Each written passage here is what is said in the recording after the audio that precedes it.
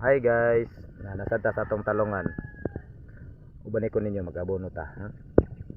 Let's go. So kana atong ipakita ang atong abono nga putas day atong gigamit diri no kay aron nga makabunga gyud og tarong ang ato ang talong. Actually, subok na ni siya nga abono. Mo gyud ni siya ang ginagamit sa kasagaran nga mga farmers nga ato dira nga nagtanom og mga gulay no. Pero I strongly suggest nga sa tanan nga mga plano diya nga gatanom og talong, patient is real gid no. Kaya sa tanang gulay, ang talong may pinakadugay matubo ug pinakadugay ma-harvest. So, kinahanglan gyud siya og patient. Pero worth it man gyapon pag panahon nga mangunod na siya. Dugay siya maundang og pangunod, dugay pud siya mamatay. So, kana lang siguro sa pagkakaroon nga video. Daghang salamat.